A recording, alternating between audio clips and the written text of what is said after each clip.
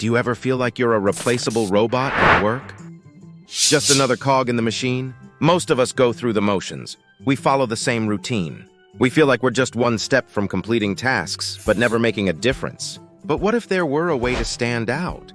You could become indispensable and turn your job into something extraordinary. Seth Godin wrote the groundbreaking book, Linchpin. It reveals the secrets to becoming irreplaceable today. Companies can outsource and automate jobs, and the world changes rapidly. Forget the tired career advice of the past. Godin reveals the strategies for becoming irreplaceable. He studied successful people. They made themselves invaluable by embracing their creativity, emotional labor, and unique talents. The result is, Linchpin is not just a book, it's a manifesto for personal reinvention. Think about it. Could you learn the principles that made these trailblazers vital? Would you want to see if they work for you too? So buckle up. In the next few minutes, we're going to dive deep into Linchpin. We'll unveil powerful strategies to make you indispensable and transform your career. Strategy number 1. Transform your work into art. Embrace your creativity. Let's be honest, work can feel like a monotonous grind. Emails pile up, tasks blur together, and the spark you once had starts to dwindle. But what if you could transform this routine into something extraordinary? Imagine turning your job into an art. It's something you put your heart and creativity into. You create unique value that only you can deliver. Example, think of a barista who isn't just brewing coffee, but crafting an experience. They remember names, personalize orders, and make every interaction a moment of connection. This barista is an artist at work. Steps to become an artist at work. 1. Infuse creativity. Craft presentations that tell stories with data visualizations and compelling narratives. Brainstorm new solutions with colleagues using mind maps or role-playing exercises. This injects fresh ideas and makes your work stand out. 2. Elevate interactions with a personal touch. Remember colleagues' birthdays, offer real compliments, find ways to personalize communication. This builds connections, it fosters a good work environment, it makes you someone people enjoy working with. 3. Become the go-to expert, dedicate time to learning new skills. Stay ahead of industry trends to be the trusted resource within your team. This mastery makes you irreplaceable and demonstrates your commitment to excellence. Takeaway. By embracing your inner artist, you transform your work into something irreplaceable. Your creativity and passion become your signature. They turn you into a valuable asset that others can't replicate. Strategy number 2. Conquering the resistance, your key to greatness. We all face moments when we felt stuck, procrastinated, or doubt ourselves. Seth Godin calls this the resistance. It's an internal force that holds us back from doing our best work. It's that nagging voice in your head that says you're not good enough, the urge to procrastinate, and the fear of failure. You must overcome this resistance. Doing so is key to unlocking your full potential and making a big impact. Example, Steven Pressfield wrote The War of Art. He's a perfect example of overcoming resistance. Before he found success, Pressfield spent years struggling with self-doubt and procrastination. He faced countless rejections and moments when giving up seemed easier. The more important a call or action is to our soul's growth, the more we will feel resistance to pursuing it. Pressfield's battle with resistance was intense. He struggled for years to get his writing career off the ground. He wrote screenplays that went unproduced and novels that were never published. Despite the constant setbacks, he wrote every day. He battled through the resistance with sheer determination. Steps to overcome the resistance. 1. Recognize the resistance. Be aware of the internal and external forces that hold you back. Understand that resistance is a natural part of the creative process. You take action even when tiny, commit to taking action even when it's hard. Show up every day and do the work. Pressfield often stresses the importance of turning pro. This means approaching your work with the discipline of a professional. 3. Find your cheerleaders. Surround yourself with people who encourage and inspire you. Lean on mentors and peers for support. Pressfield found support in his writing community. He used their feedback and encouragement to keep going. Despite the resistance, Pressfield continued to write every day. He faced his fears head-on. He pushed through obstacles. He published many bestsellers such as The Legend of Bagger Vance and Gates of Fire. His persistence paid off. He became a successful and influential author. Takeaway. The key is to overcome the nagging voice of doubt, also called the resistance. Doing so unlocks your true potential. Remember, every little push through the resistance builds momentum, so what are you waiting for? Go out there and make your mark. Strategy number 3. Emotional labor, where passion meets purpose. Emotional labor isn't about faking a smile. It's about adding real care and empathy to your work. It's the extra spark that transforms your role from just a job into something truly impactful. Think of it as the secret weapon that makes you invaluable. Emotional labor is the task of doing important work even when it's not easy. It's not about skills, it's about heart. While technical skills are important, emotional labor goes beyond that. It's about dedication. It's the willingness to go the extra mile and a genuine desire to make a positive difference. Example, the doctor with a cause. Dr. Paul Farmer is a renowned doctor and philanthropist. He is a shining example of emotional labor. He co-founded Partners in Health. The organization is dedicated to bringing good health care. They will bring it to the world's most neglected communities. Dr. Farmer's dedication goes far beyond the typical doctor's duties.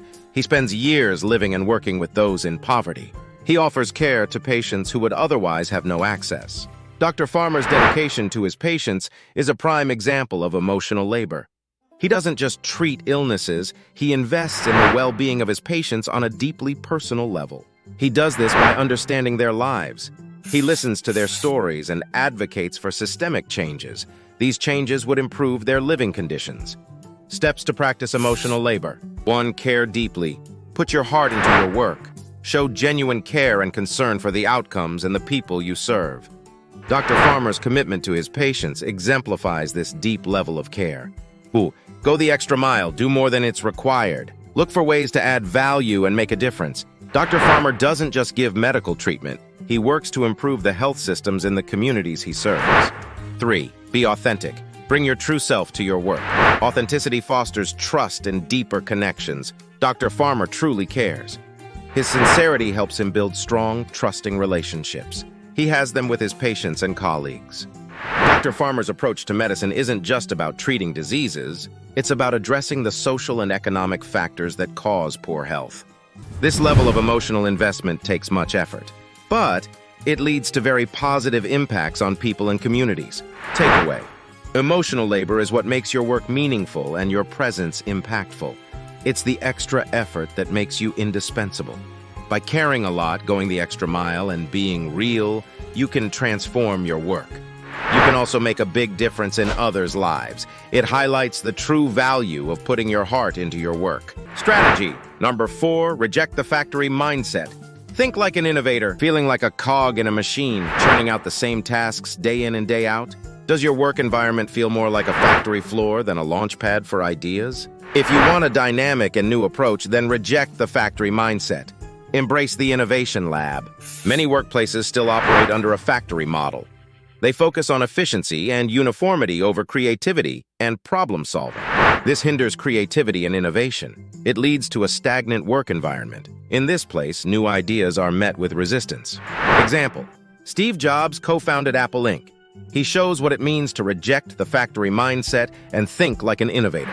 Jobs improved products, but he reimagined what tech could be and how it could help people. His approach transformed industries and set new standards for innovation and design.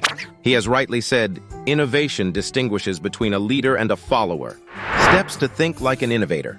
1. Embrace change. Be open to new ideas and willing to adapt. Jobs always sought new ways to innovate. He did so from the personal computer to the iPod, iPhone, and beyond. 2. Challenge the status quo. Don't accept things as they are. Question assumptions. Seek to understand why things are done a certain way. Jobs challenged existing technology norms and redefined user experiences. 3. Foster creativity. Create an environment where creativity can thrive. Encourage brainstorming, experimentation, and risk-taking. Jobs fostered a creative culture at Apple. Employees there were encouraged to think creatively. They were also pushed to test the limits of technology. Steve Jobs had a big impact on technology and design. He had this impact because he always rejected the factory mindset. He didn't settle for small improvements. He aimed for big innovations that would change the world.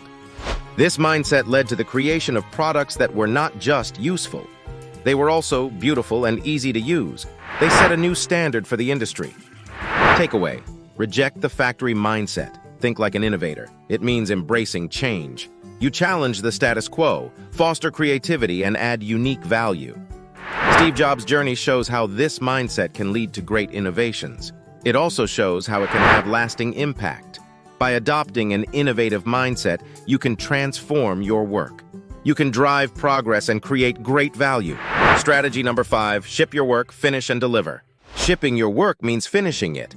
Then you deliver it to its audience. This could be a project, a product, or a creative endeavor. Too often, people get stuck in a cycle of perfectionism or procrastination.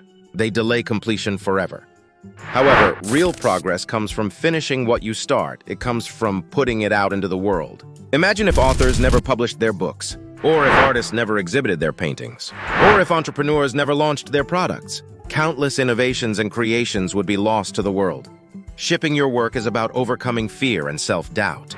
It is about embracing vulnerability and sharing your gifts with others. Example, J.K. Rowling wrote the Harry Potter series. She is a prime example of someone who shipped her work despite facing many obstacles. Before finding success, Rowling faced rejection from many publishers. She also struggled with personal hardships. However, she persisted. Eventually, she found a publisher willing to take a chance on her manuscript.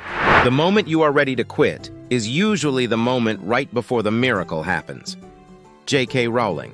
Steps to ship your work. 1. Set deadlines. Establish clear deadlines for your projects to create accountability and momentum. Rowling set deadlines to finish each Harry Potter book. This helped her stay focused and motivated. 2. Seek feedback. Don't be afraid to share your work with others and solicit feedback. Constructive criticism can help you improve and refine your work. 3. Celebrate milestones. Acknowledge and celebrate each step. It could be from completing drafts or submitting final versions. Despite facing many setbacks and doubts, Rowling persisted and shipped her work. The Harry Potter series became one of the best-selling book franchises in history. It inspired millions of readers worldwide. It solidified Rowling's legacy as a master storyteller.